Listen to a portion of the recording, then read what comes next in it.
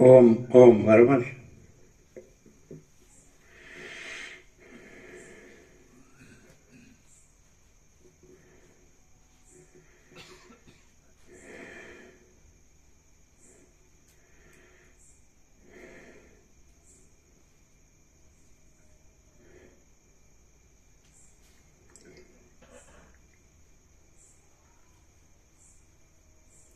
પરમ ચિદાકાશ,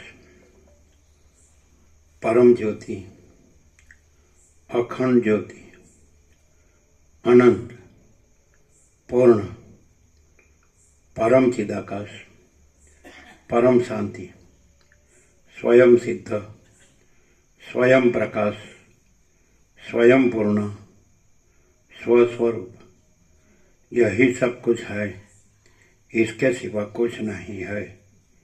शून्यभास, अनंत कोटि, महाकल्पो है ही नहीं।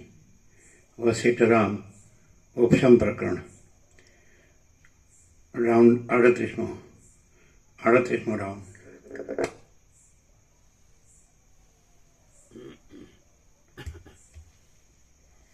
आद्य परब्रह्म सद्गुरु देव की जय। ओम श्री परमात्मने नमः। सद्ग्रंथों शिरोमणि श्री योग वासिष्ठ महारामायण उपशम प्रकरण पेज नंबर 685 685 सर्ग 53मो। आत्मा वासना ने अहंकार थी निर्लेप छे तथा मन अने शरीर परस्पर वेरी छे। आत्मा वासना ने अहंकार थी निर्लेप छे तथा मन अने शरीर परस्पर वेरी छे। आ 53मा सर्गमां आत्मानुं वासनाओना तथा अहंकारना लेपथी रहितपणुं अने शरीरने तथा मनने वेर होवानुं कहेवामां आवशे। उद्दालक बोल्यो, जे चैतन्य छे ते अपार छे, अवधिओथी रहित छे, परमाणु करता पण अत्यंत सूक्ष्म छे अने विषयोथी रहित छे। माटे वासना आदि पदार्थो ए चैतन्यनो जरा पण स्पर्श करवाने समर्थ नथी। बुद्धिमां तथा अहंकारमां चैतन्यना प्रतिबिंबो पड़वाने लीधे जड़ इंद्रियोए विस्तारेली અને મિથ્યા છતાં પણ પિશાચણીઓની જેમ ત્રાસ આપવામાં તૈયાર રહેનારી એ વાસનાઓનો મન જ અનુભવ કરે છે। જાગ્રતમાં કરવામાં આવેલા ઘણા વિષયોના વિચારોથી અને અનુભવેલા વિષયોથી ફરીવાર પણ મન જ સ્વપ્નમાં નાડીના છિદ્રની અંદર વાસનામય વિષયોનો અનુભવ કરે છે। હું તો નિર્લેપ ચૈતન્ય રૂપ છું, માટે મને તે વાસનાઓનો કે વિષયોનો લેપ થતો નથી। ચૈતન્ય સર્વવ્યાપક છે અને જ્ઞાન સ્વરૂપ છે, માટે તેને જન્મ કે મરણ છે જ નહીં। જીવને જો પોતાના અવિનાશી અદ્વિતીય સ્વરૂપનું દર્શન થાય તો મરવું કે કોઈના હાથથી મરાવું કાંઈ પણ રહે નહીં। જીવ જો પોતાના અવિનાશી અદ્વિતીય સ્વરૂપ જીવને જો પોતાના અવિનાશી અદ્વિતીય સ્વરૂપનું દર્શન થાય તો મરવું કે કોઈના હાથથી મરાવું કાંઈ પણ રહે નહીં। જેને જીવનનું પ્રયોજન કેમિકલની છે પણ કોઈ આપણે ત્યાં કેમિકલ બહારથી તો નજીકમાં ફેક્ટરી છે નહીં, કદાચ આ વાહનો ગેસ વાળા વાહનો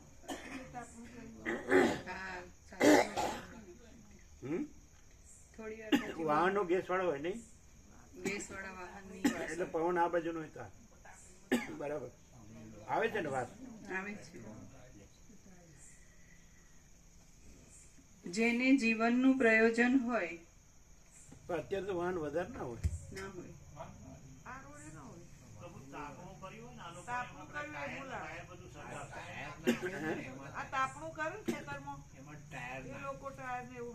હા એમાં બરાબર પ્લાસ્ટિક ને ટાયર રબર ને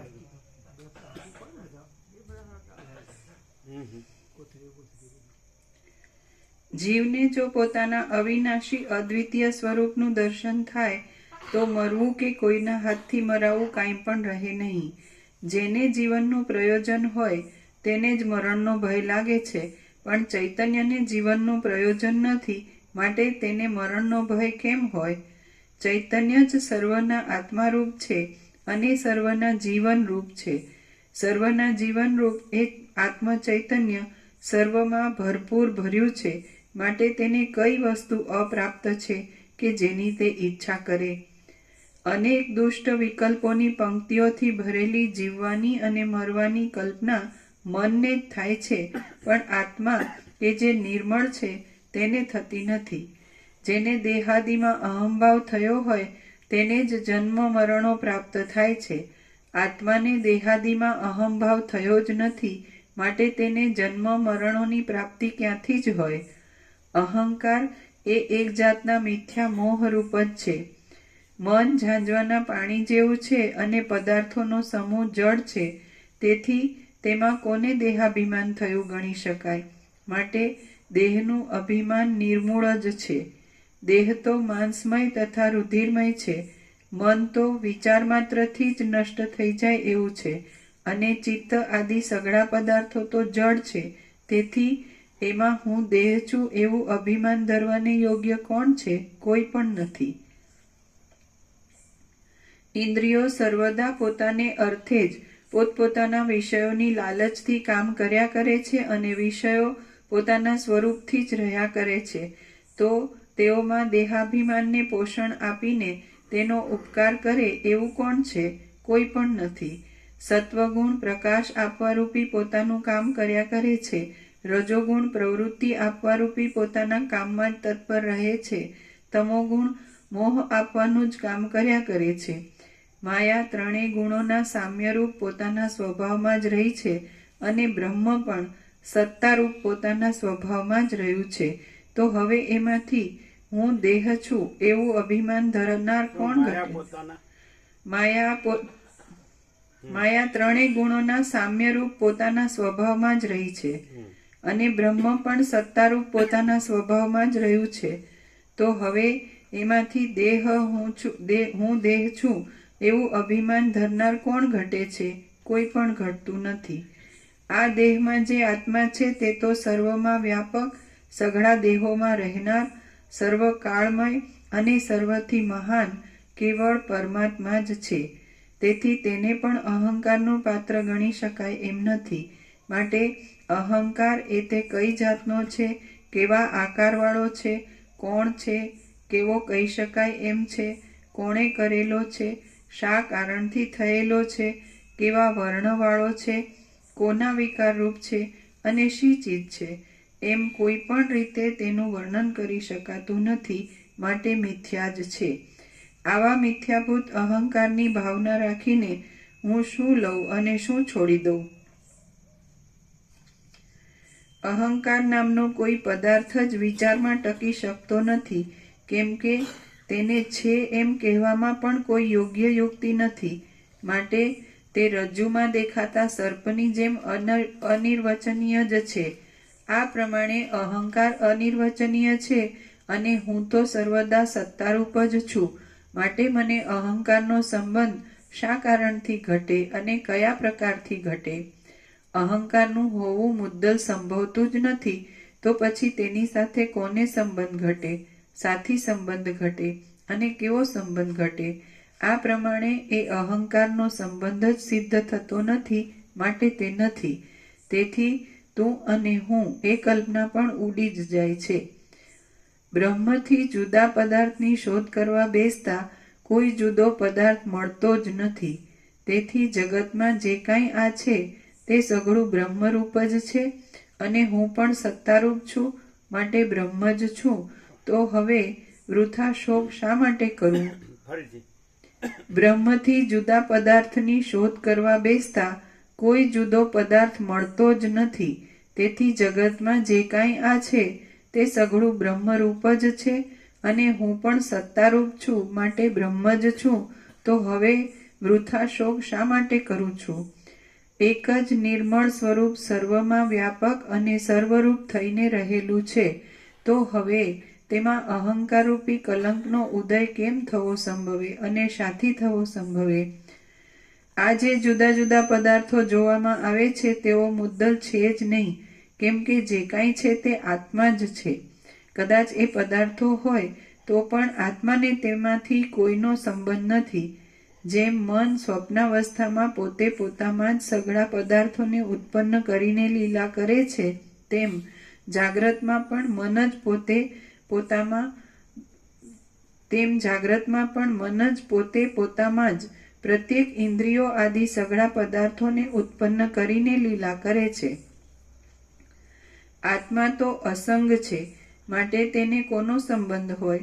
શા કારણથી સંબંધ હોય અને કેમ સંબંધ હોય? જેમ પથ્થરો, લોઢું અને સળી એ બધા એક સ્થળમાં પડ્યા હોય તો પણ તેમને એકબીજાની સાથે કશું લાગતું વળગતું નથી, તેમ દેહ, મન અને ચૈતન્ય એ સઘળા એક સ્થળમાં જોવામાં આવે છે તો પણ તેમને એકબીજા સાથે કશું લાગતું વળગતું નથી. આ અહંકારરૂપી ખોટો ભ્રમ અજ્ઞાનથી જ ઉઠેલો છે. માટે આ મારું છે અને આ અમુકનું છે એમ માનીને જગત વૃથા જ ગોથા ખાધા કરે છે. જેમ તડકાથી હિમ પીગળી જાય છે, તેમ તત્વનું અવલોકન નહીં થવાથી જ ઉત્પન્ન થયેલો આ અહંકારરૂપી ચમત્કાર તત્વના અવલોકનથી પીગળી જાય છે. બ્રહ્મથી જુદી સત્તાવાળું કાંઈ પણ નથી. જે કાંઈ છે તે બ્રહ્મ જ છે અને તે બ્રહ્મ મારું તત્વ છે, માટે હું તેની જ ભાવના કરું. આ અહંકારરૂપી ભ્રમ કે જે આકાશના રંગની પેઠે મિથ્યા જ દેખાય છે, તેનું પાછું કદી પણ સ્મરણ ન થાય એવી રીતે તેને ભૂલી જવું યોગ્ય છે એમ હું માનું છું. જેમ શરદ ઋતુનું આકાશ પોતાના સ્વભાવમાં જ રહે છે, તેમ અનાદિકાળથી થયેલા આ અહંકારરૂપી ભ્રમને તેના મૂળ રૂપ અજ્ઞાનની સાથે ત્યજી દઈ શાંત થઈને હું પોતાના સ્વરૂપમાં જ રહું. ભાવના કરવામાં આવેલો દેહાદિમાં અહંભાવ કૌંસમાં હુંપણું અનર્થોના સમૂહને આપે છે, પાપને ફેલાવે છે અને સંતાપને જ ફેલાવે છે. હૃદયરૂપી આકાશમાં દુષ્ટ વાસનાઓરૂપી જળવાળો અહંકારરૂપી મેઘ રહેલો હોય ત્યાં સુધી શરીરરૂપી કેળના વનમાં ચારે બાજુ દોષોરૂપી મંજરીઓ ખીલ્યા કરે છે. જન્મને અંતે મરણ છે, મરણને અંતે જન્મ છે અને સઘળા ભોગ્ય પદાર્થો નાશથી ખંડિત થઈ જાય છે. માટે આ સંસારરૂપી વેદના બહુ ભૂંડી છે. શેનાથી ખંડિત થઈ જાય છે? નાશથી. નાશ. જન્મને અંતે મરણ છે, મરણને અંતે જન્મ છે અને સઘળા ભોગ્ય પદાર્થો નાશથી ખંડિત થઈ જાય છે. માટે આ સંસારરૂપી વેદના બહુ ભૂંડી છે. જેમ ગ્રીષ્મ ઋતુમાં સૂર્યકાંત મણીનો અગ્નિ શાંત જ થતો નથી, તેમ દુષ્ટ બુદ્ધિવાળાઓની આ મળ્યું અને હવે આ મળશે એવા પ્રકારની બળતરા આપનારી પીડા શાંત જ થતી નથી. જેમ જળ વાદળાઓની પંક્તિ જળ પર્વતોની પંક્તિને અનુસરે છે, તેમ મને આ વસ્તુ છે અને આ વસ્તુ નથી એવી ચિંતા અહંકારને જ અનુસરે છે. અહંકાર જો ક્ષીણ થઈ જાય તો સંસારરૂપી વૃક્ષ રસ વિનાનું થઈ સુકાઈને પથરા જેવું થઈ જવાને લીધે ફરીવાર અંકુરને ઉત્પન્ન કરી શકતું જ નથી.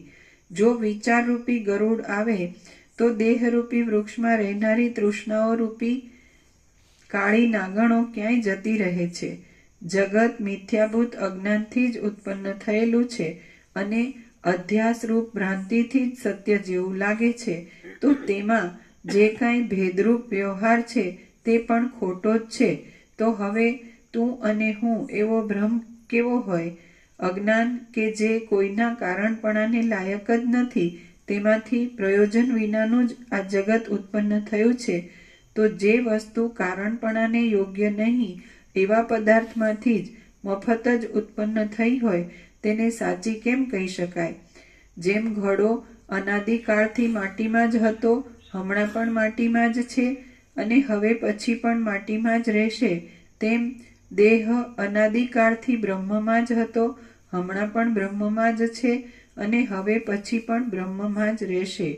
જેમ પૂર્વકાળમાં અને ઉત્તરકાળમાં કેવળ જળ રૂપે જ રહેનારું જળ મધ્યકાળમાં થોડીક વાર ચંચળ થઈ આદિની તથા અંતની સૌમ્યતાનો ત્યાગ કરીને તરંગરૂપે રહે છે, તો પણ તે જળ જ છે, પણ બીજી કોઈ વસ્તુ નથી. તેમ પૂર્વકાળમાં અને ઉત્તરકાળમાં કેવળ બ્રહ્મરૂપે જ રહેનારું આ દેહાદિ મધ્યકાળમાં થોડીક વાર જળ રૂપે વ્યવહાર કરતું જોવામાં આવે છે, તો પણ તે બ્રહ્મ છે, પણ બીજી કોઈ વસ્તુ નથી.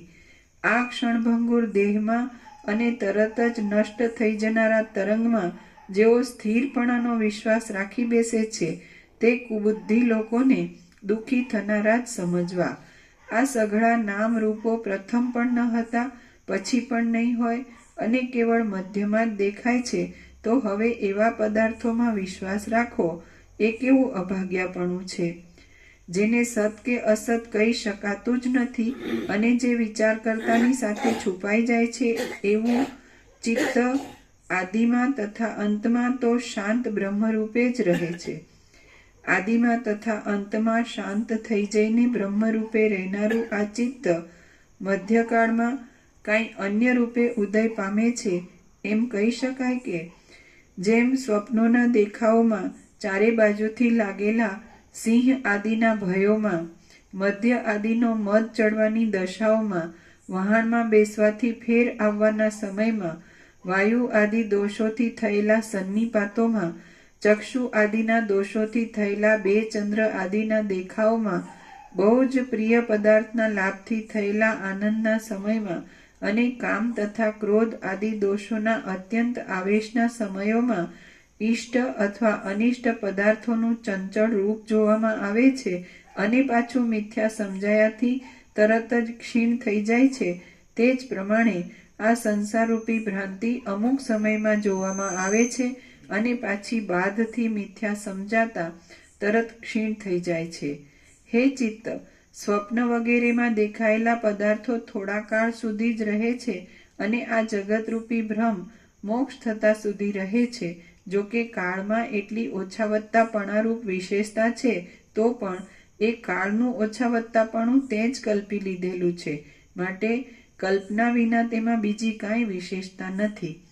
તે જ કલ્પી લીધેલું કાળનું ઓછાવત્તાપણું વ્યવહાર સંબંધી વસ્તુઓમાં સર્વદા સત્યપણાની ભ્રાંતિ ઉપજાવી સુખ દુઃખોના નિમિત્તરૂપ થઈને તને જ પીડે છે.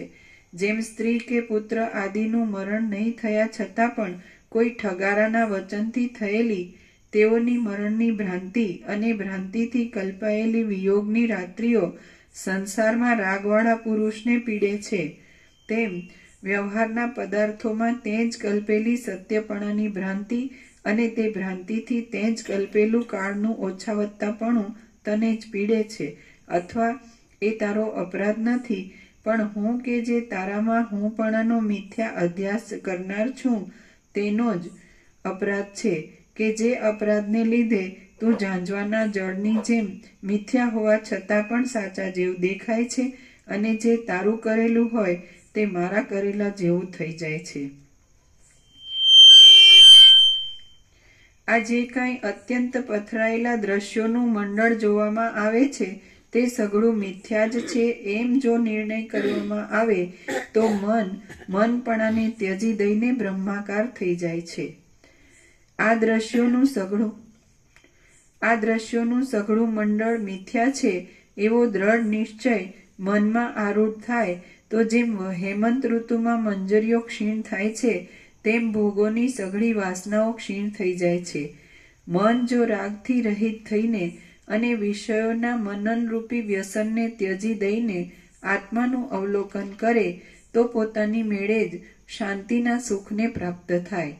ચિત્ત જો પોતાના ઇન્દ્રિયો આદિ અવયવોમાં સંકોચ કરીને પરમાત્મા રૂપી અગ્નિમાં પડે તો પોતાના ચિત્તપણાને બાળી નાખીને અત્યંત અવિચળ શુદ્ધિને પ્રાપ્ત થાય.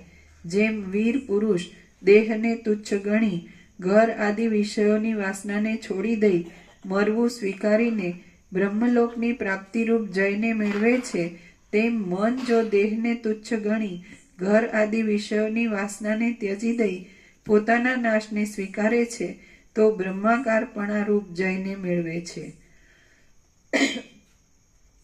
મન શરીરને દુઃખ દેનાર હોવાથી શરીરનો શત્રુ છે અને શરીર મનને દુઃખ દેનાર હોવાથી મનનો શત્રુ છે. પણ જેમ ઘડો જળથી ભરાતા થયેલો ઘડાનો અને જળનો સંયોગ એ બંનેમાંથી એકનો નાશ થતા બીજાનો નાશ થઈ જાય છે, તેમ મન અને શરીર પોતામાંના એકની વાસના નષ્ટ થવાથી બીજાની વાસના પણ નષ્ટ થઈ જાય છે. મનની વાસના નષ્ટ થાય તો શરીરની નષ્ટ થઈ જાય છે અને શરીરની વાસના નષ્ટ થઈ જાય તો મન નષ્ટ થઈ જાય છે. મન અને શરીર કે જેઓ પરસ્પરને દુઃખ દેનારા હોવાથી પરસ્પરના શત્રુ પણ છે અને પરસ્પરને આશ્રય આપનારા હોવાથી પરસ્પરના મિત્ર પણ છે, તેઓનો મૂળ સહિત નાશ થાય તો જ પરમ સુખની પ્રાપ્તિ થાય એમ છે. શરીરનું મરણ થતાં પણ જો મન જીવતું રહ્યું હોય તો બીજા શરીરની કલ્પના થાય છે. માટે એકલા શરીરના મરણથી સર્વ દુઃખોનો નાશ થાય છે એમ સમજવું નહીં. શરીરનો નાશ થવાથી સઘળા દુઃખો ટળી ગયાનું જે કહેવામાં આવે છે તે વાત તો લોઢાની પૂતળી આકાશમાં રહીને પૃથ્વીને ખાઈ ગઈ એ વાતની જેમ સંભવ વિનાની જ છે. સ્વાભાવિક વિરોધવાળા મન અને શરીર એ બંને જ્યાં ભેગા થાય ત્યાં તો અનર્થોના સમૂહો ધારાઓની પેઠે પડે છે.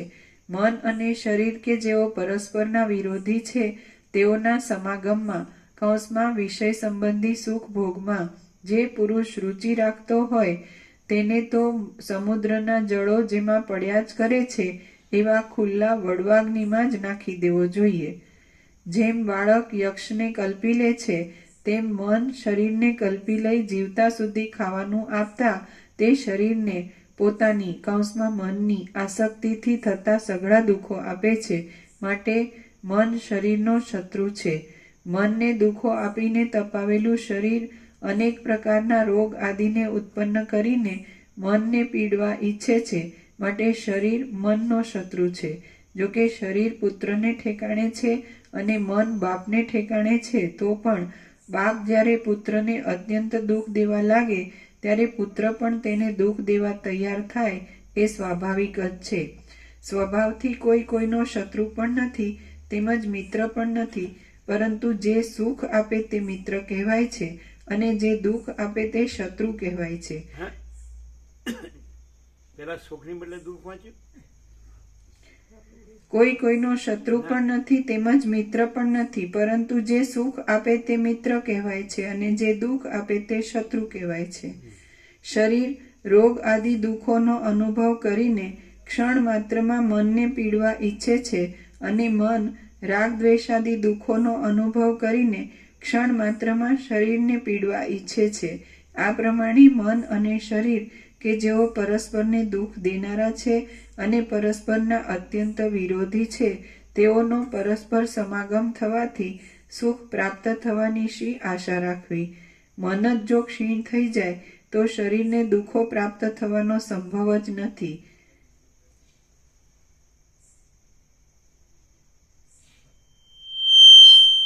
અને શરીરે પણ મનનો ક્ષય કરવાની ઉત્કંઠા રાખીને જ્ઞાનના સાધનોમાં યત્ન કરવો યોગ્ય છે. મનને આત્મજ્ઞાન પ્રાપ્ત ન થયું હોય ત્યાં સુધી તેને જીવતું શરીરે પણ મનનો ક્ષય કરવાની ઉત્કંઠા રાખીને એવું મને શરીર ના ક્ષયનું આત્મજ્ઞાનનો ઉદ્યમ મન કરે, શરીર નો કરે. મને જ્ઞાનની ઉત્કંઠા મન રાખે.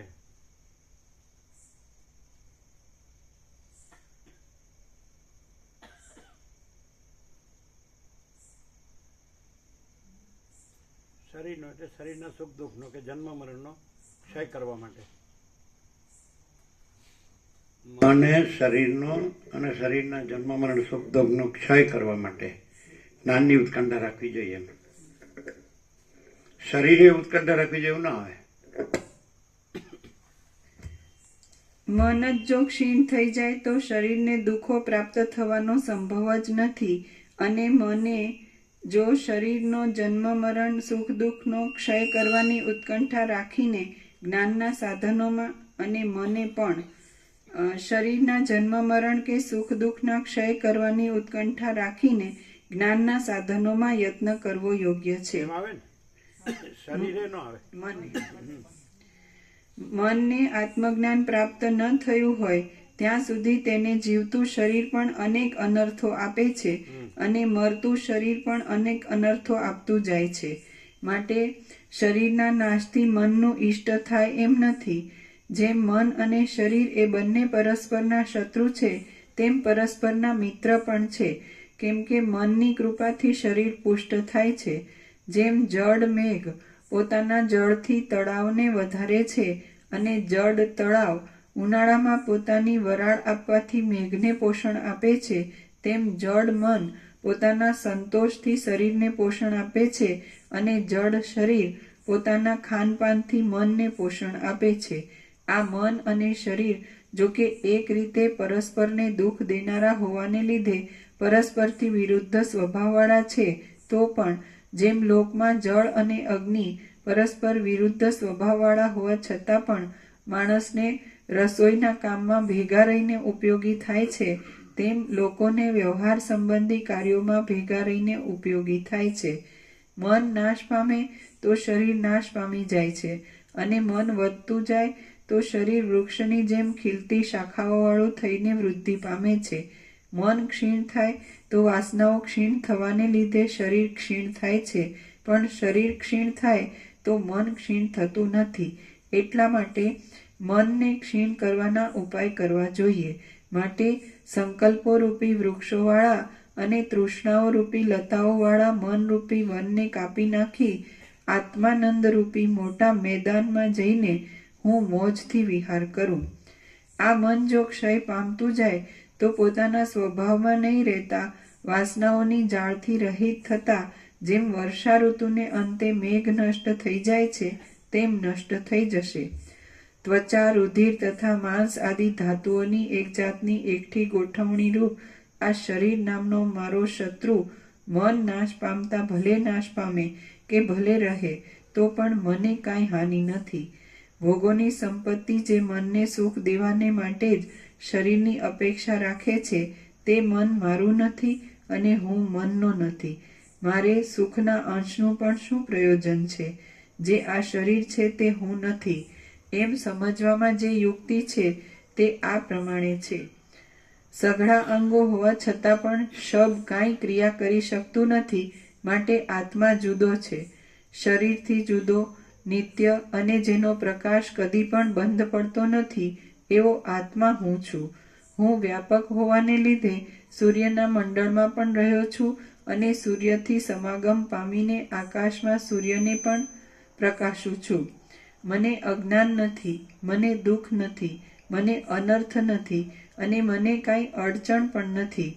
શરીર રહે તો પણ ભલે અને પડી જાય તો પણ ભલે, હું તો પરમ ધીર થઈને રહ્યો છું. જ્યાં આત્માનું જ્ઞાન છે ત્યાં મન પણ નથી, ઇન્દ્રિયો પણ નથી અને વાસનાઓ પણ નથી. જેમ રાજાની પાસે પામર લોકો રહે જ નહીં, તેમ આત્માના પ્રકાશની પાસે મનની, ઇન્દ્રિયોની કે વાસનાઓની સ્થિતિ સંભવે જ નહીં. હું એ બ્રહ્મપદને પામ્યો છું, કેવળ છું, સર્વથી શ્રેષ્ઠ છું, શાંત છું, અંશોથી રહિત છું, ક્રિયાઓથી રહિત છું અને ઈચ્છાઓથી પણ રહિત છું. જેમ તલમાંથી જુદા પડેલા તેલને તલના કૂચાથી સંબંધ રહેતો નથી, તેમ હમણાં મને મનથી, ઇન્દ્રિયોથી કે દેહ આદિથી સંબંધ રહ્યો નથી. હું જ્યારે અવશેષ રહેલા પ્રારબ્ધના ભોગ ભોગવવા રૂપી લીલા કરવા સારું સમાધિરૂપ ઉત્તમ પદમાંથી ચલિત થઈશ અને પૂર્વની વાસના મારી બુદ્ધિને બ્રહ્માકારપણાથી કાંઈક જુદી પાડશે, ત્યારે આ દેહ તથા ઇન્દ્રિયો આદિ પદાર્થો મારા પરિવારની પેઠે મને વિનોદ આપશે.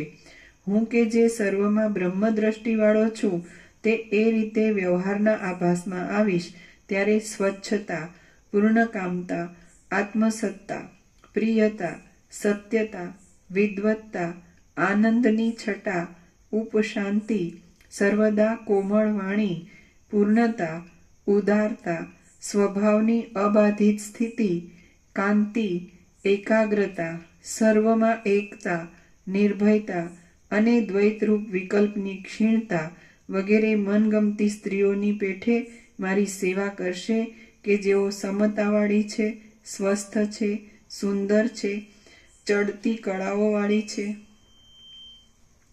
અને ભાગ્યશાળી દેખાવવાળી છે. સર્વકાળમાં, સર્વ દેશમાં અને સર્વ પ્રકારે સઘળું દ્વૈત કલ્પનાથી જ થાય છે, માટે હું કલ્પનાને જ ત્યજી દઈશ. મારાથી સઘળા વિષયોની ઉપર રાગ દ્વેષ તથા તેઓથી થતા સુખ દુઃખો દૂર જ થઈ ગયા છે. મારો મોહ ટળી ગયો છે, મન નાશ પામ્યું છે અને ચિત્ત સંબંધી વિકલ્પો દેખીતી રીતે જતા રહ્યા છે. માટે જેમ નાનું વાદળું દ્રશ્યપણાને ત્યજી દઈને શરદ ઋતુના આકાશમાં વિશ્રાંતિ લે, તેમ હું દ્રશ્યપણાને ત્યજી દઈને શીતળ પરમાત્મામાં શાંત થાઉં છું. શ્રી યોગ વાસિષ્ઠ મહારામાયણમાં ઉપશમ પ્રકરણનો ઉદ્દાલક વિચાર વિલાસ નામનો સર્ગ 53મો સમાપ્ત. સર્ગ 54મો.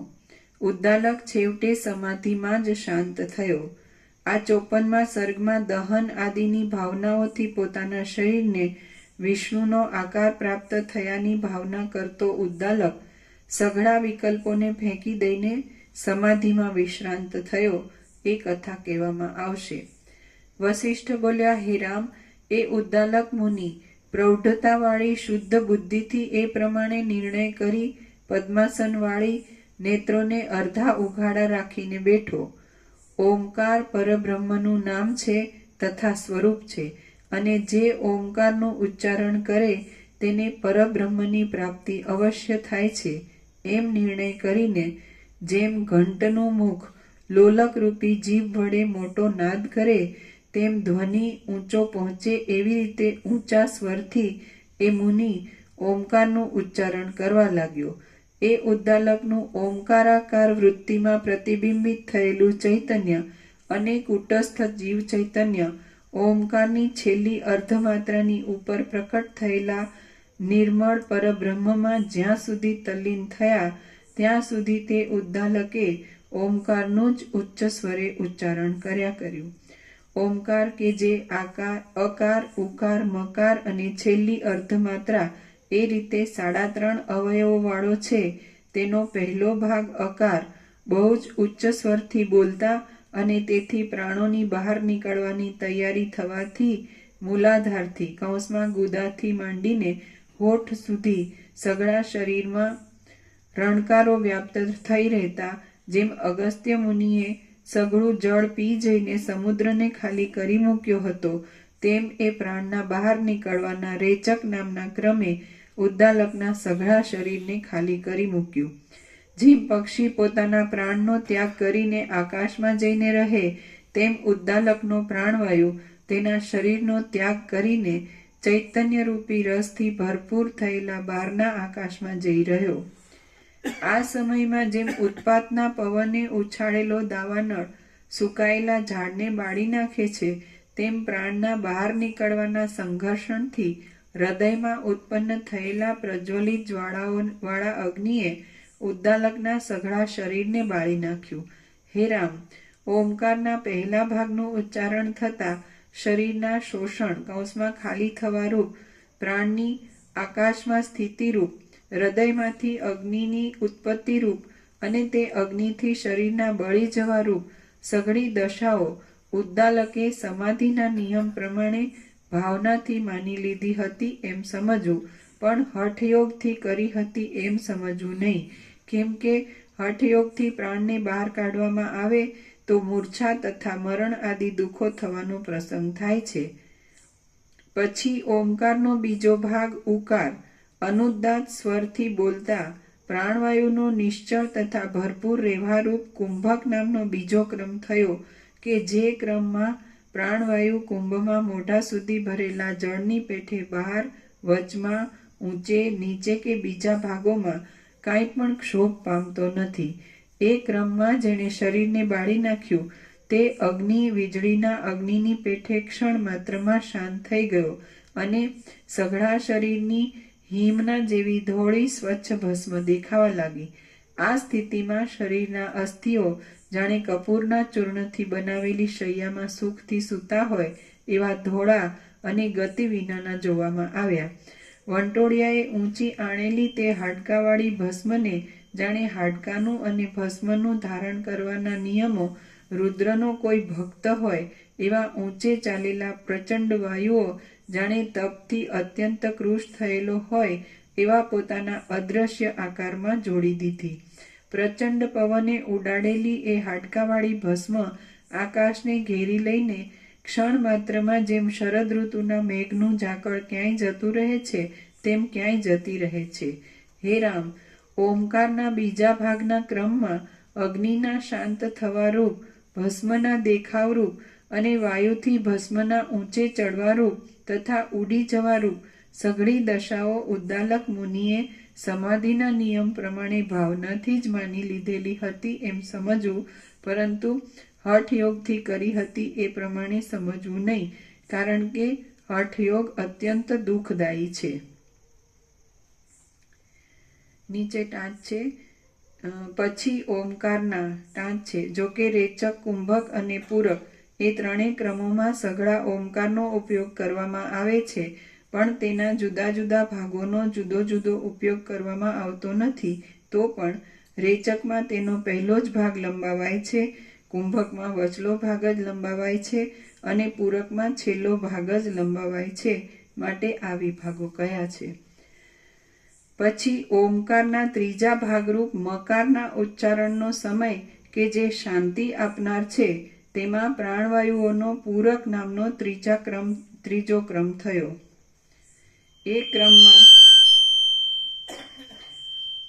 એ ક્રમમાં પ્રાણવાયુઓનું પૂરણ કૌંસમાં પુરાવવું પાછું પેસવું થાય છે, માટે તે ક્રમ પૂરક કહેવાય છે. એ અવસર જીવ ચૈતન્યમાં ભાવનાથી ધારેલા અમૃતના મધ્યમાં રહેલા પ્રાણવાયુઓ બહારના આકાશમાં હિમના દર્શન જેવી સુંદર શીતળતાને પ્રાપ્ત થયા. જેમ આકાશના મધ્યમાં રહેલી વરાળો અનુક્રમથી શીતળ મેઘપણાને પ્રાપ્ત થાય છે, તેમ આકાશના મધ્યમાં રહેલા તે પ્રાણવાયુઓ અનુક્રમે ચંદ્રના મંડળપણાને પ્રાપ્ત થયા. અમૃતમય કળાઓના સમુદ્રોથી સંપૂર્ણ થયેલા, જાણે રસાયણનો જ મહાસમુદ્ર હોય એવા અને જાણે ધર્મમેઘ નામની સમાધિ હોય તેમ હર્ષથી ભરપૂર થયેલા તે ચંદ્રમંડળમાં જેમ ચંદ્રના કિરણો જાળિયાઓમાંથી સ્ફટિકની લાકડીઓ જેવા થઈ જાય છે, તેમ તે પ્રાણવાયુઓ અમૃતમય કિરણોની ધારારૂપ થઈ ગયા. જેમ ગંગા આકાશમાંથી સદાશિવના મસ્તક ઉપર પડી હતી, તેમ તે અમૃતમય ધારા આકાશમાં શરીરથી અવશેષ રહેલી ભસ્મની ઉપર પડી. એ ધારા પડવાથી જેમ ફરતા મંદરાચળવાળા સમુદ્રમાંથી પારિજાત નામનું વૃક્ષ પ્રકટ થયું હતું, તેમ ચંદ્રના બિંબ સરખી શોભાવાળું 4 હાથવાળું શરીર પ્રકટ થયું. નારાયણના શરીર રૂપે ઉદય પામેલું પ્રફુલ્લિત નેત્ર કમળોવાળું, પ્રસન્ન મુખ કમળવાળું અને સુંદર કાંતિવાળું એ ઉદ્દાલકનું શરીર શોભવા લાગ્યું. જેમ જળના સમૂહો સરોવરને પૂર્ણ કરે છે અને જેમ વસંતના રસો વૃક્ષને પૂર્ણ કરે છે, તેમ અમૃતમય પ્રાણવાયુઓએ એ શરીરને પૂર્ણ કરી દીધું.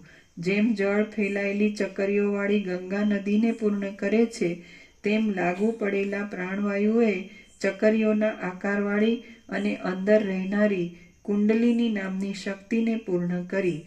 જેમ શરદ ઋતુમાં છેલ્લી વૃષ્ટિથી ધોવાયેલું અને તરત સુકાયેલું પૃથ્વીનું તળ પોતામાં લાગેલો વર્ષા ઋતુનો કાદવ આદિ મેલ ટળી જવાથી નિર્મળ થઈને લોકોને પરદેશ જવા આદિના કાર્યમાં યોગ્ય થાય છે, તેમ દાહ થયાની તથા અમૃતથી ભીંજાવા આદિની ભાવનાઓથી ધોવાયેલું એ ઉદ્દાલકનું શરીર નિર્મળ કૌંસમાં નારાયણના શરીર રૂપ થઈને સમાધિના કામમાં યોગ્ય થયું.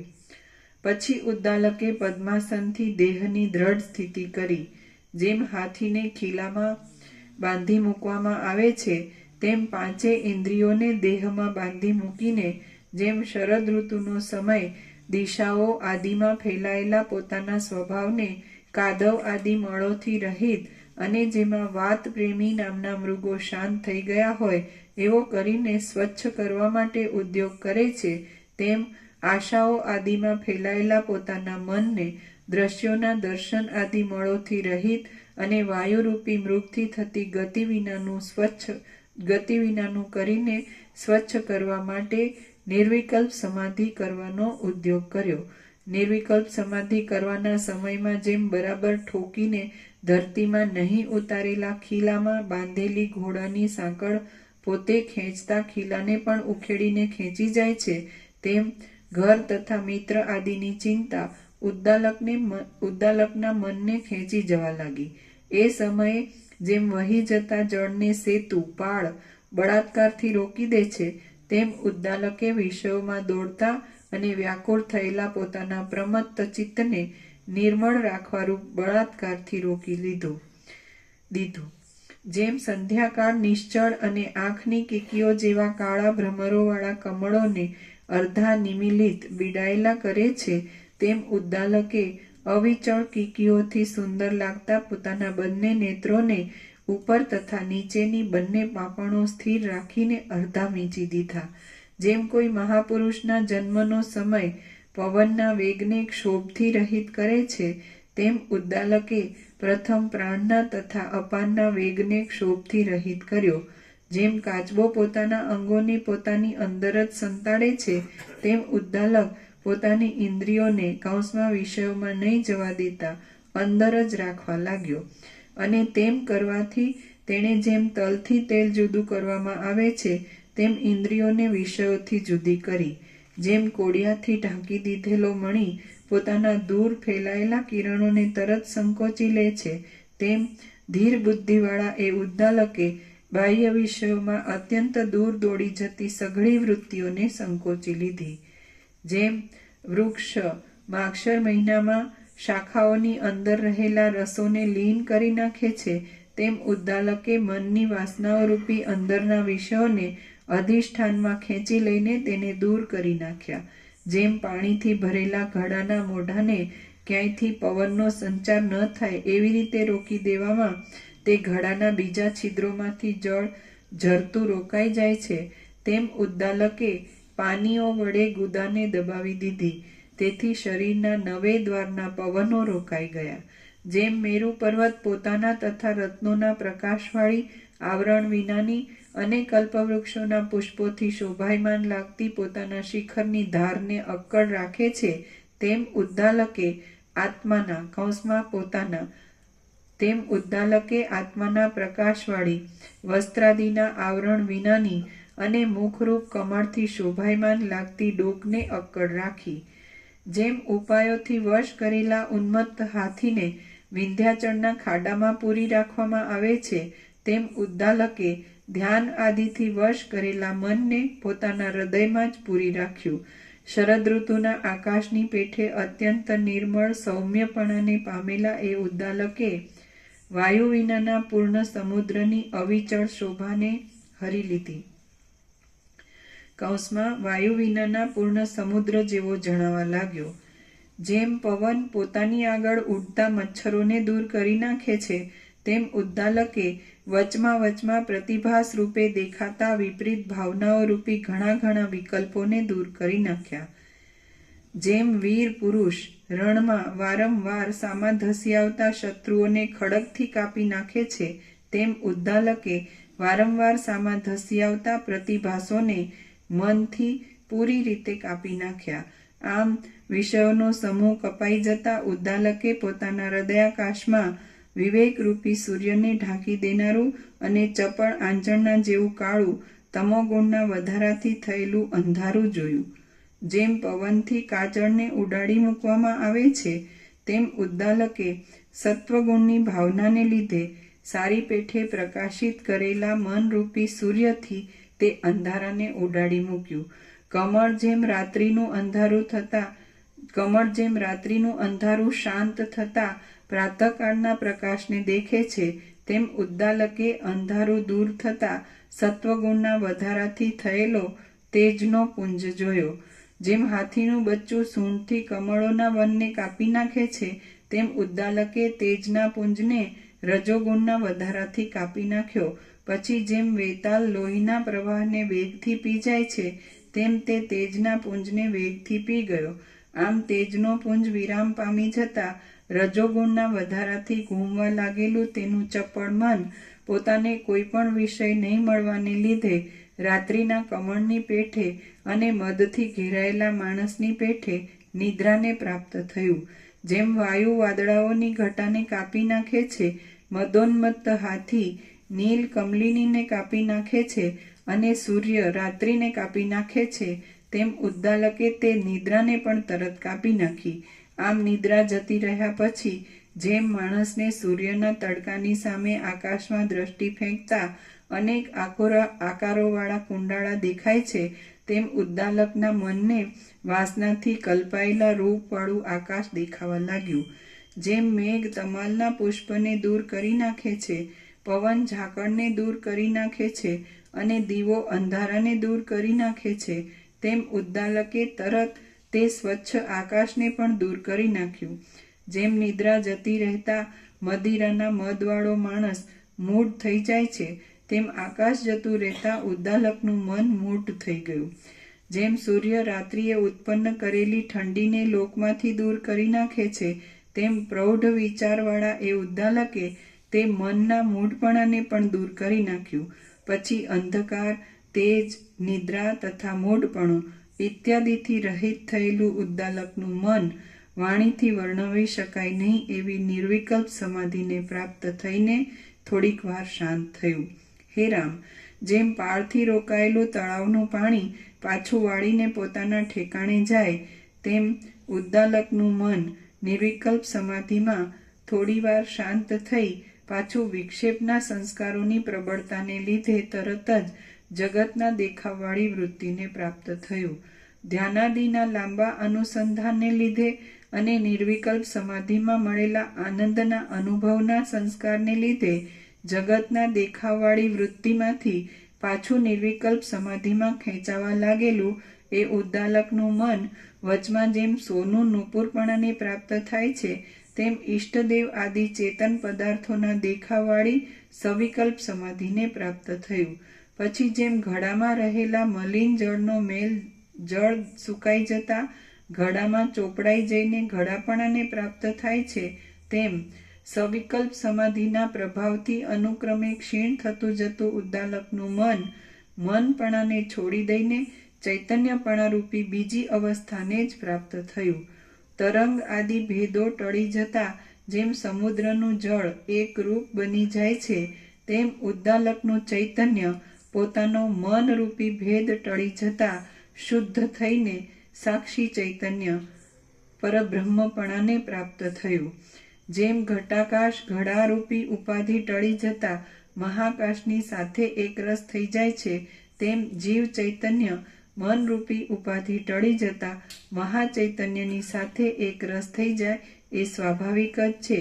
એ રીતે તત્વના સાક્ષાત્કારને પામેલો એ ઉદ્દાલક સર્વ જગતના અધિષ્ઠાનરૂપ અને દ્વૈતના પ્રતિભાસથી રહિત શુદ્ધ મહાચૈતન્ય રૂપ થઈ ગયો. એ સ્થિતિમાં તેને દ્રશ્યોના દર્શનથી રહિત જાણે અમૃતનો સમુદ્ર હોય એવો અને બ્રહ્માદિ મહાત્માઓ જેનો સ્વાદ લે છે એવો નિરતિશય આનંદ પ્રાપ્ત થયો. શરીરાદિની આસક્તિથી રહિત થયેલો અને એ અવર્ણનીય દશાને પ્રાપ્ત થયેલો તથા આનંદના સમુદ્ર રૂપ થયેલો તે ઉદ્દાલક સત્તા સામાન્ય રૂપ થયો. નીચે ટાંક છે.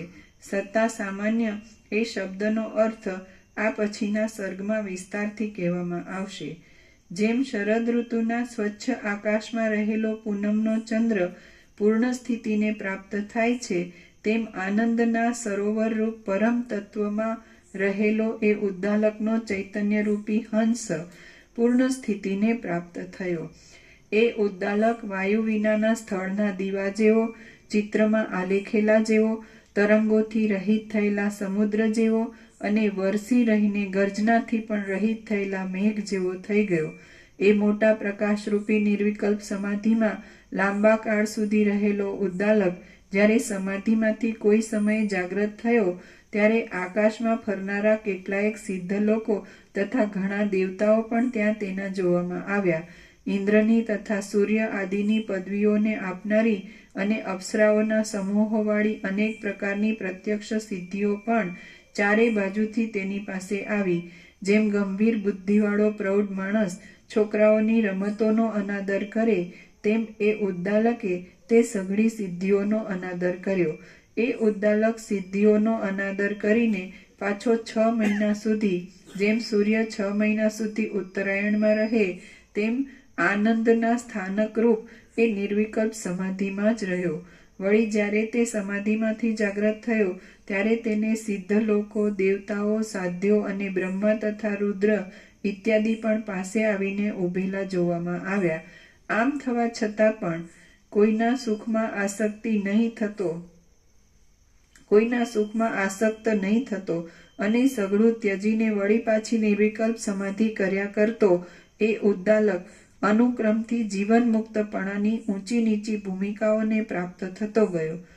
પરબ્રહ્મ પદ, જેનો આનંદ ચિત્તથી અનુભવવામાં આવતો નથી પણ સ્વરૂપથી જ અનુભવમાં આવે છે, તેને પ્રાપ્ત થયેલો એ ઉદ્દાલકનો આત્મા દુઃખમાં કે વિષયાનંદમાં નહીં રહેતા પરબ્રહ્મની સાથે એક રસપણાથી રહ્યો.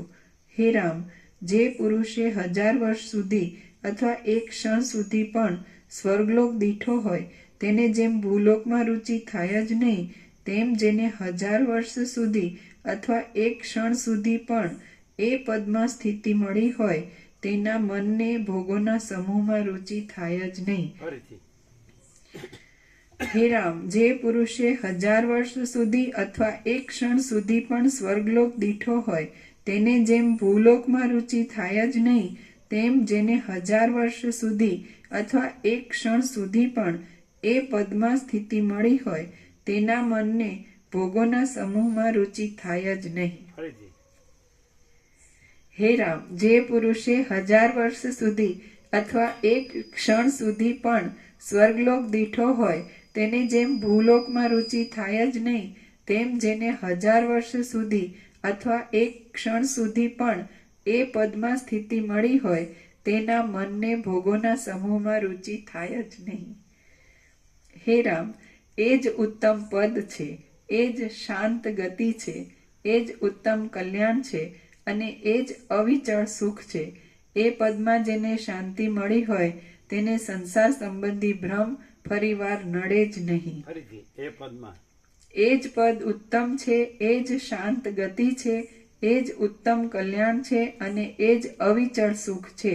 એ પદમાં જેને શાંતિ મળી હોય તેને સંસાર સંબંધી ભ્રમ કદી ફરીવાર નડે જ નહીં. જેઓને દેવતાઓનું ચૈત્રરથ નામનું વન મળ્યું હોય તે પુરુષો જેમ ખેરના વનમાં આવે જ નહીં, તેમ એ પદને પામેલા સાધુ પુરુષો ફરીવાર આ સંસારમાંના ભ્રમમાં આવે જ નહીં. જેઓને દેવતાઓનું ચૈત્રરથ નામનું વન મળ્યું હોય તે પુરુષો જેમ ખેરના વનમાં આવે જ નહીં, તેમ એ પદને પ્રાપ્ત થયેલા સાધુ પુરુષો ફરીવાર આ સંસારમાંના ભ્રમમાં આવે જ નહીં. જેમ પોતાના પ્રભાવથી રાજ્યને પામેલા રાજાઓ દીનપણાને અયોગ્ય જ માને, તેમ શ્રવણ મનન આદિના પ્રભાવથી આ મહા આનંદ પદવીને પ્રાપ્ત થયેલા મહાત્માઓ આ સંસારને અયોગ્ય જ માને છે. જેમ પોતાના પ્રભાવથી રાજ્યને પામેલા રાજાઓ દીનપણાને અયોગ્ય જ માને, તેમ શ્રવણ મનન આદિના પ્રભાવથી આ મહા આનંદ પદવીને પ્રાપ્ત થયેલા મહાત્માઓ આ સંસારને અયોગ્ય જ માને છે.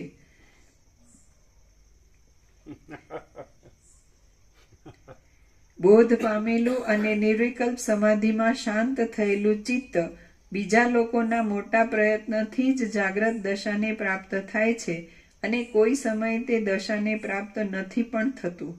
જેમ ચૈત્ર માસમાં ઝાકળના સમૂહમાંથી સૂર્ય બહાર નીકળે છે, તેમ સિદ્ધિઓને દૂર કાઢી મૂકી 6 મહિના સુધી નિર્વિકલ્પ સમાધિમાં રહીને પછી તે ઉદ્દાલક નિર્વિકલ્પ સમાધિમાંથી બહાર નીકળ્યો, કૌંસમાં જાગ્રત થયો.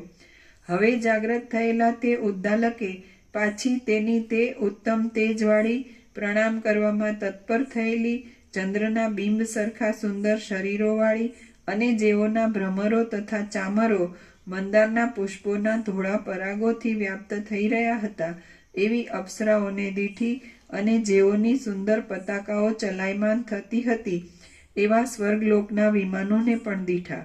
જેઓના હસ્તકમળોમાં દર્ભની પવિત્રીઓ શોભી રહી હતી એવા હું વસિષ્ઠ આદિ મુનિઓને પણ દીઠા અને વિદ્યાધરીઓથી વીંટાયેલા મોટા મોટા વિદ્યાધરોને પણ દીઠા. એમણે તે મહાત્મા ઉદ્દાલક મુનિને કહ્યું કે હે મહારાજ, કૃપા કરીને અમારા પ્રમાણોની ઉપર દ્રષ્ટિ કરો. પ્રણામોની. હે મહારાજ, કૃપા કરીને અમારા પ્રણામોની ઉપર દ્રષ્ટિ કરો. આ વિમાનમાં બિરાજીને સ્વર્ગના નગરમાં પધારો.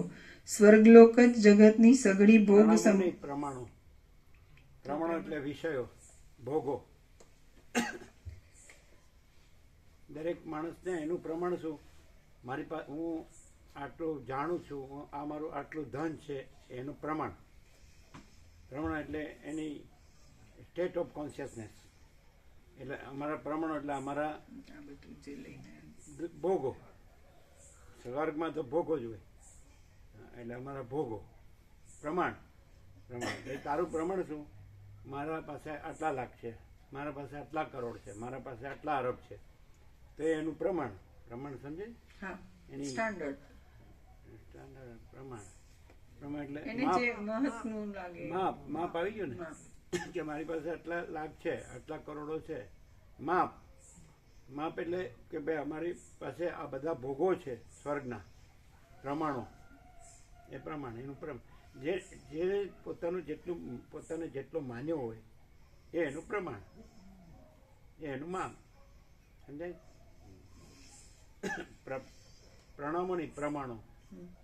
છાપેલું શું છે? છાપેલું પ્રમાણો છે, પછી સુધારેલું પ્રણામો કરેલું. ના, પ્રણામો નહીં, પ્રમાણો.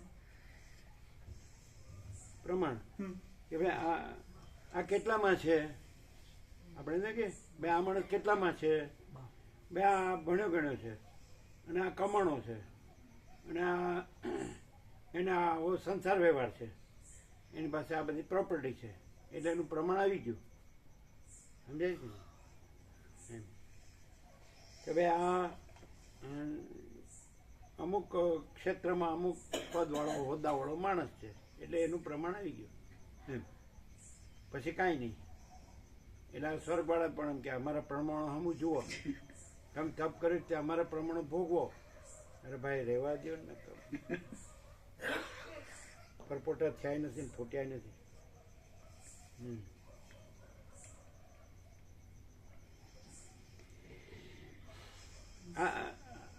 અહમ જતું નથી એટલે સમજાતું નથી. નહીં તો અહમ ન હોય તો સમજવા પણ જ નથી. જો હે સો હે. અમે પોતે જ પરમ ચિદાકાશ પરમ જ્યોત્યાખંડ જ્યોતિ છીએ, તો પછી હું ક્યાં છે ને જગત ક્યાં છે? અને પછી સ્વર્ગે ક્યાં છે, નરકે ક્યાં છે, અને મર્ત્ય ક્યાં છે, અને 3 લોક ને 7 લોક ને 14 લોકે ક્યાં છે? ભૂર્ભુવ સ્વ મહ જન તપ સત્ય. સત્ય એટલે બ્રહ્મલોક એ ક્યાં છે? આ તો બધું ભ્રમ છે અને કાંઈ નથી. અને અખંડ ચૈતન્ય છે, અને એ પોતે જ છે. એ જ અનંત પ્રકાશ, અનંત આનંદ, અનંત શાંતિ એ પોતે જ છે. એ પોતે આ ભ્રમ નથી, હું છું જગત છે. પણ આ ભ્રમ રાખ્યો છે એટલે પેલું પોતાનું સ્વરૂપ અનુભવાતું નથી. અને પોતાનું સ્વરૂપ અનુભવાય તો આ ભ્રમ કાંઈ નથી. અને 1000 વર્ષની એક ક્ષણ પણ અનુભવાય તો પણ પછી એ પતી ગયું. પછી એક ક્ષણ ક્યાં રહી જાય? પછી એ નિત્યપણું જ રહ્યું ને. એને અનુભવ્યું પછી ક્ષણપણું ક્યાં રહ્યું? પછી નિત્ય, એ નિત્ય છે એટલે નિત્યપણું જ રહ્યું. નિત્ય સત્યપણું જ રહ્યું, ચૈતન્ય આનંદપણું જ રહ્યું, શાંતિપણું જ રહ્યું, પૂર્ણપણું જ રહ્યું, સમપણું જ રહ્યું. બધું હોલ એન્ડ સોલ રહ્યું.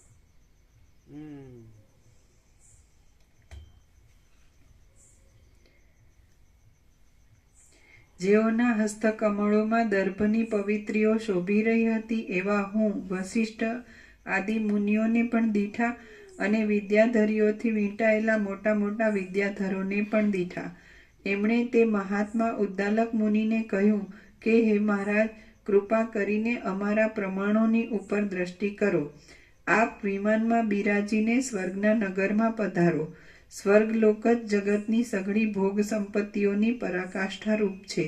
હે મહારાજ, આ ચાલતો કલ્પ પૂરો થતા સુધી મન માનતા યોગ્ય ભોગોને ભોગવો. સઘળી તપ સંબંધી ક્રિયાઓ સ્વર્ગ આદિના સુખો ભોગવવા માટે જ કરવામાં આવે છે. હારોને તથા ચામરોને ધારણ કરનારી આ વિદ્યાધર લોકોની ઉત્તમ સ્ત્રીઓ જેમ હાથણીઓ હાથીની સેવા કરવા સારું હાથીની પાસે ઊભી રહે તેમ આપની પાસે ઊભી રહી છે તે જુઓ. ધર્મના તથા અર્થના ફળરૂપ કામ જ છે અને કામના સારરૂપ સ્ત્રીઓ જ છે. જેમ મંજરીઓ વસંતમાં જ થાય છે તેમ કામના સારરૂપ ઉત્તમ સ્ત્રીઓ સ્વર્ગલોકમાં જ થાય છે.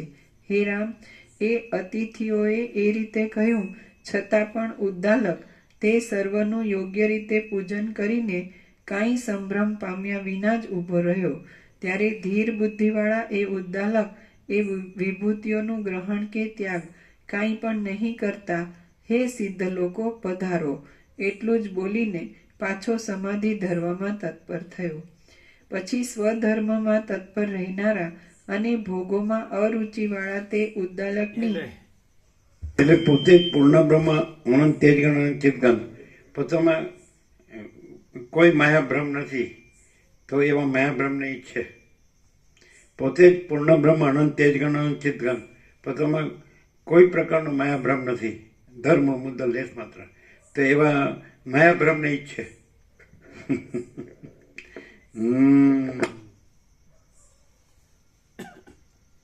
અને જો માયાભ્રમને ઈચ્છતો હોય તો એ પોતે પોતાના પૂર્ણ બ્રહ્મ અનંત તેજગણ અને ચિતગણ ખાલી ચિતગણ બોલે જ છે, અનુભવને રહેતો નથી.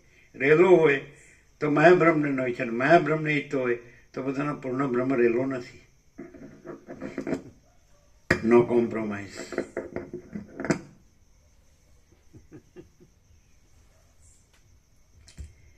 ત્યારે ધીર બુદ્ધિવાળા એ ઉદ્દાલક એ વિભૂતિઓનું ગ્રહણ કે ત્યાગ કાંઈ પણ નહીં કરતા હે સિદ્ધ લોકો પધારો એટલું જ બોલીને પાછો સમાધિ ધરવામાં તત્પર થયો.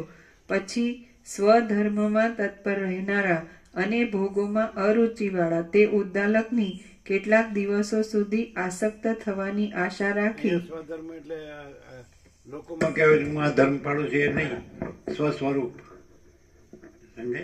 સ્વધર્મ લેવાનો અર્થ શું કરે કે હું હિન્દુ છું કે મુસલમાન છું કે ખ્રિસ્તી છું કે પારસી છું કે જૈન છું કે બૌદ્ધ છું એ નહીં, કે શીખ છું એ નહીં. સ્વસ્વરૂપ કેવળ સ્વસ્વરૂપ કેવળ માં ચિદાકાશ છે, સ્વયં સિદ્ધ સ્વયં પ્રકાશ સ્વયં પૂર્ણ સ્વસ્વરૂપ. સ્વધર્મ અને ભોગોમાં અરુચિ. ભોગો એટલે આ ભ્રમ, આ બધો દ્રશ્ય ભ્રમ. એમાં અરુચિ એટલે એ કાંઈ નથી એમ. અરુચિ એટલે છે ને એના ઉપર અરુચિ વૈરાગ્ય એવું નહીં, એ છે જ નહીં. અને સ્વસ્વરૂપમાં રુચિવાળો એટલે પોતે જુદો છે ને સ્વસ્વરૂપમાં રુચિ છે એવો નહીં, પોતે જ સ્વસ્વરૂપ છે, પોતે જ પૂર્ણ બ્રહ્મ અનંત તેજગણ અનંત ચિતગણ છે. અને પોતામાં આખો દ્રશ્ય ભ્રમ સંસાર ભ્રમ કાંઈ છે જ નહીં એ રીતે.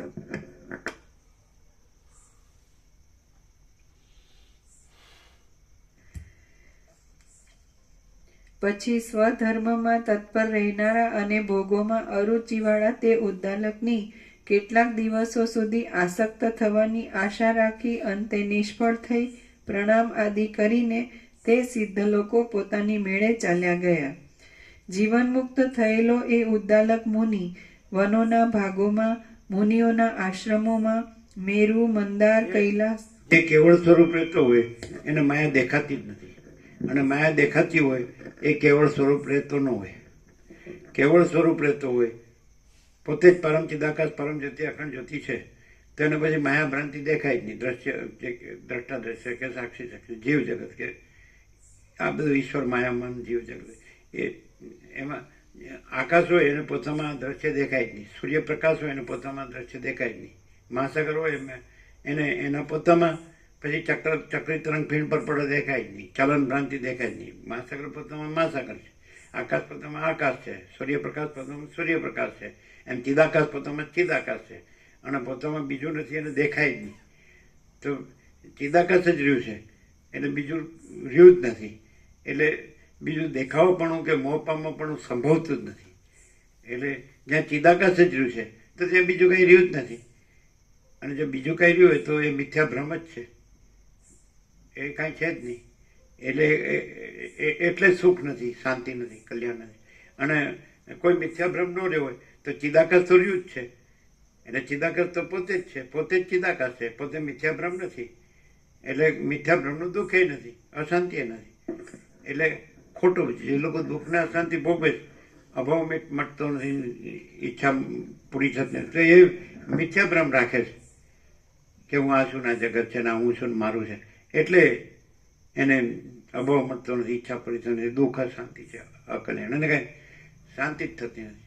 અને મિથ્યાભ્રમ વાસ્તવમાં છે જ નહીં. વાસ્તવમાં તો પોતે ચિદાકાશ જ છે, અનંત શુદ્ધ ચિદાકાશ જ છે. તો પછી તો મહાચિદાકાશ પરમ આનંદ પરમ શાંતિ જ છે જ.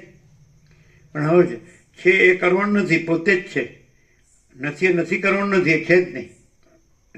એટલે પરમાકાશ મહાપૂર્ણ, મહામાયા મહાશૂન્ય, તો પોતે જ પરમાકાશ છે અને પોતામાં મહામાયા છે જ નહીં. એટલે કાંઈ કરવાનું નથી, હાવ સહજ છે.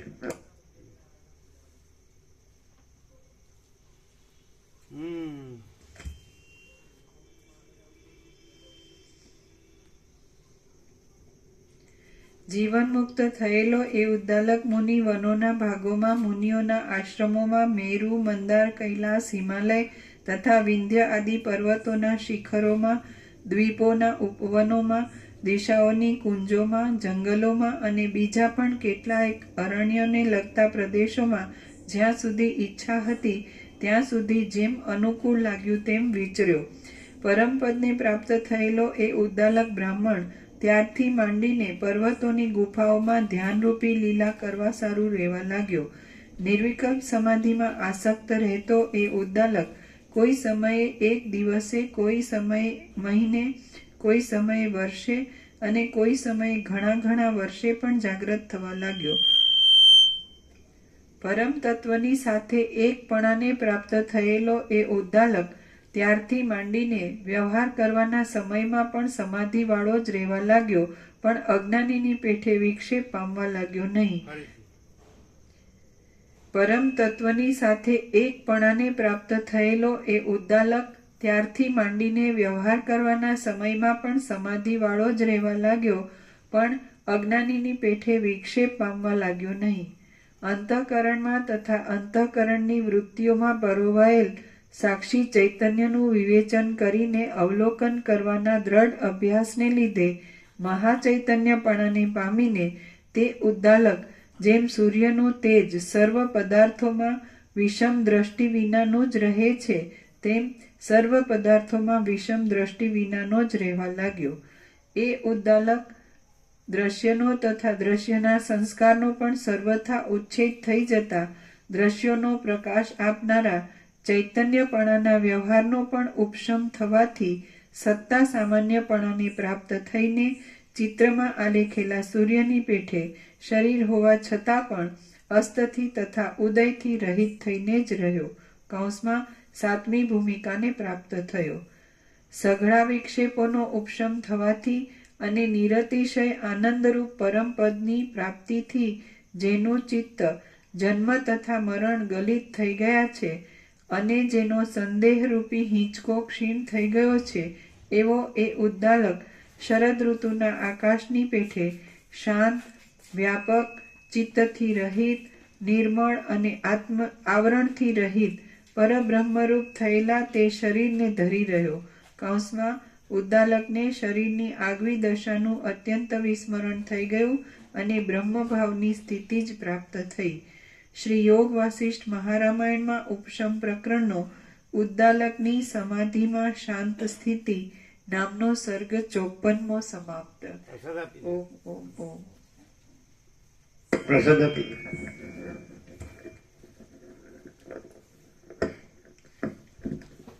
ભ્રાંતિવાળો માણસ હોય અને વસિત પ્રકાશથી આ સાંભળે તો એ શાંત થાય, પણ ભ્રાંતિ રાખીને સાંભળે તો ન થાય. વસિત પ્રકાશથી સાંભળે તો શાંત થાય.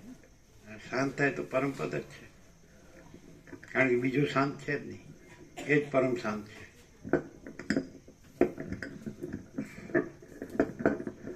એટલે ખાલી સાંભળવા ખાતર સાંભળે, વાંચવા ખાતર વાંચે, બોલવા ખાતર બોલે, એને શાંતિ ન થાય. પણ પ્રકાશથી જ સાંભળે, ભ્રાંતિ બિલકુલ ન રાખે, તો પછી એ જ છે પરમ પદ, પરમ શાંત જ છે.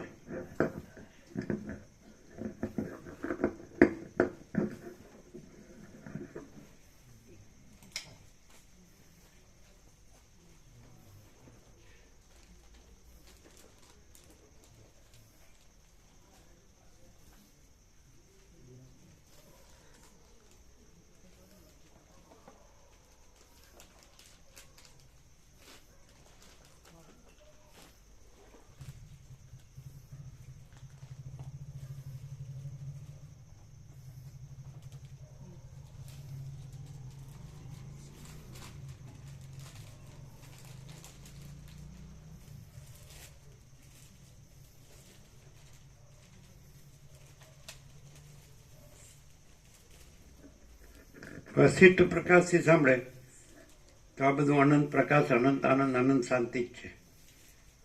અને ભ્રાંતિ રાખે તો પછી કાંઈ નથી. એટલે કે મને કાંઈ નથી, પણ ભ્રાંતિને શું થાય? અને ભ્રાંતિનો પ્રકાશ છે તો પછી બધું જ છે. અનંત પ્રકાશ છે તો પછી બધું જ છે. અનંત આનંદ, અનંત શાંતિ. અને ભ્રાંતિ કાંઈ નથી. એટલે સીધું જ 0 છે.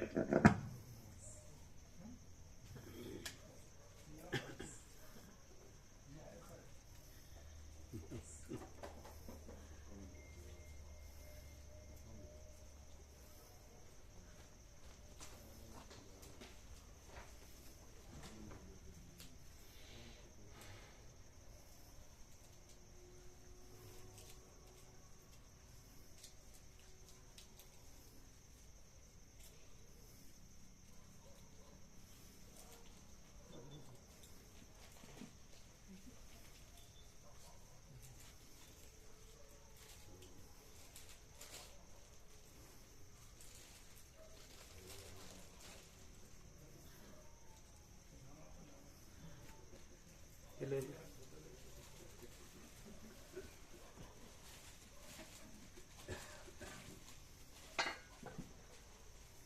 પછી નિર્વિકલ્પ સમાધિ એ કેવા પણ નથી. એનું કે પોતે જ પરમ ચિદાકાશ, પરમ જ્યોતિ, અખંડ જ્યોતિ છે. પૂર્ણ વિરામ.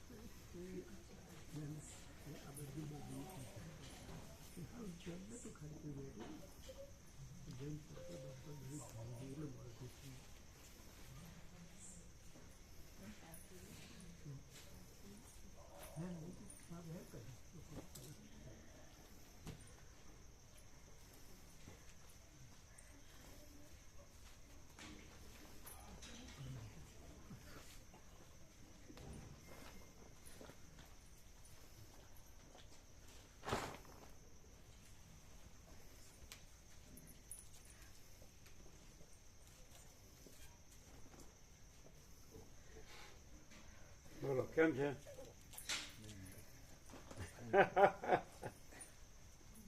વિવેક પ્રભુ ગાંધીનગર ગયા છે, એમને થોડો બીપીનો પ્રોબ્લેમ થઈ ગયો. કોને? વિવેક પ્રભુ બીપીનો? હા, એટલે આજે સાંજના થોડું પેઇન થતું હતું, તો ત્યાં જઈને પછી ચેક કરાવ્યું તો થોડું કોલેસ્ટ્રોલ પણ થોડું આવ્યું. એટલે ચરી પાડ્યું પડે. ચરી પાડ્યું એટલે ઘી તેલ ને એવું બધું એટલે કહ્યું ના લેવાય. હા, એટલે કન્સલ્ટ કર્યું ડૉક્ટરને. કાલે રિપોર્ટ આવી જશે. એટલે દવા લીધી? હા, લીધી તાત્કાલિક લીધી. ગાંધીનગર છે.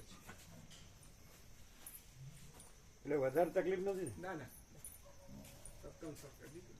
હા, ચરીથી જ શાંતિ રહે. ફરીથી પાડી.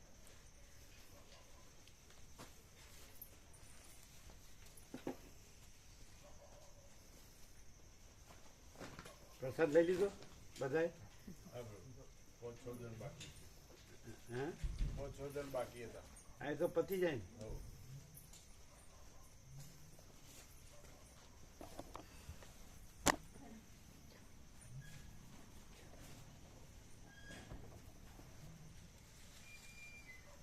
એટલું તો તૈલી પદાર્થ વધારે લેવા જ થાય ને. હા, એટલે કાલે એનો રિપોર્ટ આવી જશે, આજે આપી જશે.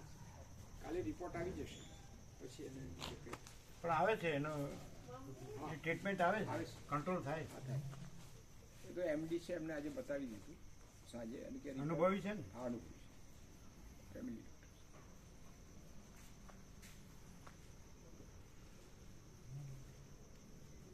એટલે વજન છે ને શરીરની હાઈટ પ્રમાણે હોવું જોઈએ, વધવું ન જોઈએ. ઓવરવેટ થઈ ગયું છે. હા આજે માપ્યું 90 કિલો વજન થઈ ગયું. હા. એટલે પછી મેં એટલે સુશીલ પ્રભુનું એવું જ છે. એટલે પછી તકલીફ થાય. એક ઇંચે 1 કેજી હોવું જોઈએ. હા, હા, 1 ઇંચે 1 કેજી. એટલે 6 ફૂટ જ ધારો કે તો 6 ફૂટ 12 છકે 72. પછી 90 ન ચાલે એમ. થોડું ઓવરવેટ થઈ ગયું છે. હા, એટલે ડાયટિંગ કરવું પડે, ડાયટિંગ, વોકિંગ ને એવું. હા, પછી ચરી પાડવી પડે. બની જ પાડી. આ ડાયટમાં ફિટ કરવું પડે. હે ડાયટમાં ફિટ કરવું પડે. ડાયટ કરશે હવે કે કૃષ્ણા માતાજી કહ્યું, કૃષ્ણા માતાજી કહ્યું, કૃષ્ણા નામ પામ્યું, કલ્પના નહીં કૃષ્ણા ને કે ભાઈ હવે તમે કાળજી લો કે ખાવા પીવામાં તેલ ઘીનો ઉપયોગ ઓછો કરો અને નિયમિત આહાર લેવાય એવું કરો. આપણી છે જ ને ચરી. હા, છે ફૂલ ચરી. જનક પ્રભુનો ફોન હતો એ કોનો? 2-3 જગ્યાએ તપાસ કરી છે ત્યાં નર્મદા પરિક્રમા માટે 2-3 જગ્યાએ તપાસ કરી છે. બીજી તપાસ કરીને પછી કે ફોન કરીશું કાલે એવું કહેવાય. કોણે કીધું? જનક પ્રભુ શું કીધું? એટલે 2 જગ્યાએ તપાસ કરી છે પણ એ જે અત્યારે બહાર ગયેલા છે એટલે એ નથી મળ્યા, પણ બીજી જગ્યાએ તપાસ કરી છે અને હજુ પેલા બીજા જગ્યાએ તપાસ કરીને કાલ સાંજે ફોન કરીશું, સાંજે અથવા કાલે. એ વ્યવસ્થિત હશે હા, ને? વ્યવસ્થિત છે એટલે કે બધું તપાસ કરી વ્યવસ્થિત. તમે કેવું હતું ને કે વ્યવસ્થિત હોવું જોઈએ. હા, કીધું પ્રભુ. પછી ગમે તે ન હોવું જોઈએ. હા, એટલે એટલા માટે કે હું તપાસ કરી દઉં એ 2-3 જગ્યાએ જે છે ને એમને પછી કે સાંજે અથવા કાલે ફોન પણ બહાર ગયા છે આવી જાય તો પછી એની હારે વાત થાય ને. હા થાય ને. એ અત્યારે ટીમમાં છે ને એ આવશે એટલે એમની હા. સાથે વાત કરશે. હા, એમાં જે એકદમ આ જેન્યુઅન real હોય and genuine હોય ને, એવા કીધું લેવાના. ભાવિક, એને કહેવાનું કે આ બધા તત્વબોધની શાંતિના ભાવિકો છે, હા બરોબર. એટલે એ પ્રમાણે બધું વ્યાજબી હોવું જોઈએ. હા.